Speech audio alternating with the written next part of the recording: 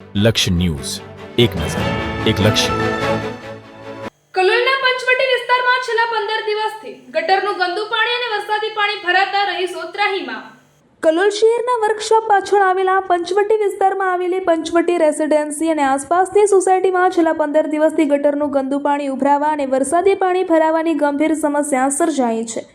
મુખ્ય માર્ગ પર ગટરનું ગંદુ પાણી સતત ભરાઈ રહેતા સ્થાનિક રહેવાસીઓને ભારે હાલાકીનો સામનો કરવો પડી રહ્યો છે.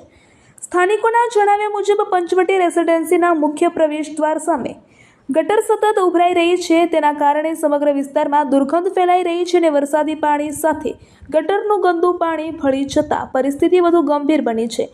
લોકોને ઘર બહાર નીકળવામાં મુશ્કેલી પડી રહી છે. રહેવાસીઓનો આક્ષેપ છે કે આ અંગે કલોલ નગરપાલિકાના પ્રમુખ તેમજ સ્થાનિક કોર્પોરેટરને છેલ્લા ઘણા દિવસોથી મૌખિક રજૂઆતો કરવામાં આવી હોવા છતાં હજુ સુધી કોઈ અસરકારક કાર્યવાહી કરવામાં આવી નથી, જેના કારણે સ્થાનિકોમાં નગરપાલિકાની કામગીરી સામે ભારે અસંતોષ જોવા મળી રહ્યો છે. ગટર અને વરસાદી પાણીના ભરાવાના કારણે રોજિંદા જીવન પર સીધી અસર પડી રહી છે. નોકરી ધંધે જતા લોકો, મહિલાઓ, વડીલો તેમજ બાળકોને શાળા સુધી જવા આવવા માટે ગંદા પાણીમાંથી પસાર થવું પડે છે. આ સમસ્યાથી આશરે 350થી વધુ મકાનોમાં રહેતા 2000થી વધુ લોકો પ્રભાવિત થઈ રહ્યા છે. આ ઉપરાંત આસપાસની અન્ય સોસાયટીઓના રહીશોને પણ આ સમસ્યાનો ભોગ બની રહ્યા છે. સ્થાનિકોમાં ચેપી રોગચાળો ફાટી નીકળવાની ભીતિ પણ વ્યાપી રહી છે. ગંદકી, દુર્ગંધ અને મચ્છરોના ઉપદ્રવને કારણે ડેન્ગ્યુ, મલેરિયા અને અન્ય પાણીજન્ય રોગો ફેલાવાની આશંકા વ્યક્ત કરવામાં આવી રહી છે. સ્થાનિકોએ તાત્કાલિક ગટર સાફ કરી વરસાદી પાણીના નિકાલની કાયમી વ્યવસ્થા કરવાની માંગ કરી છે. હવે સ્થાનિકોની નજર કલોલ નગરપાલિકા પર છે કે તંત્ર આ સમસ્યાનું ઝડપી નિરાકરણ લાવી લોકોને રાહત આપે છે કે પછી રહીશોને હજુ વધુ સમય સુધી હાલાકીનો સામનો કરવો પડશે. રિપોર્ટર સંજય નાયક. મારું નામ ગીતાબેન વિષ્ણુભાઈ પટેલ. હું પંચવટી રેસિડેન્સીમાં રહું છું. અમારા ગટરની લાઈન ઘણા ટાઈમથી ઉભરાય છે, પણ કોઈનું નિવારણ આવતું નથી. બહેનોને આવવા જવાનું, મંદિરમાં જવાનું, શાકભાજી લેવા જવાનું, દૂધ લેવા જવાનું, બાળકોને સ્કૂલ મેળવા જવાનું, કોઈ પણ નિવારણ આવતું નથી. કેટલા બાળકો તો બહુ સાયકલ લઈને પડી ગયા છે, ઢીચણે પણ વાગ્યું છે, પણ આ સમસ્યાનો કોઈ ઉકેલ આવતો નથી. ભૂપેન્દ્રભાઈ સાહેબ બધા આવી ગયા, પણ એનો કોઈ નિવારણ લાવતા નથી.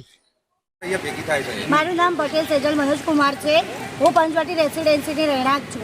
અહીંયા અમારી બેન જે જોઈ રહ્યા છો કે ગટર કેટલા દિવસથી ઉભરાય છે, પણ તેનો કોઈ નિરાકરણ આવેલ નથી.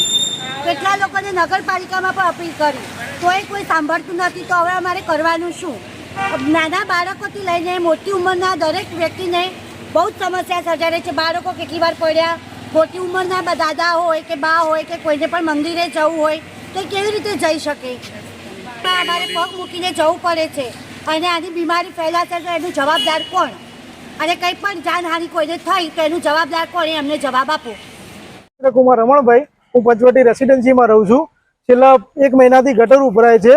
અહીંયા ભૂપેન્દ્રભાઈ પટેલ, જયશ્રીબેન પટેલ વારંવાર આવી ગયા, આપી ગયા, પછી કોઈ જવાબ આપ્યો નથી. વારંવાર નગરપાલિકામાં રજૂઆત કરી, લેખિતમાં આપી, અરજી આપી, પણ કોઈ આવતા નથી જોવા બી.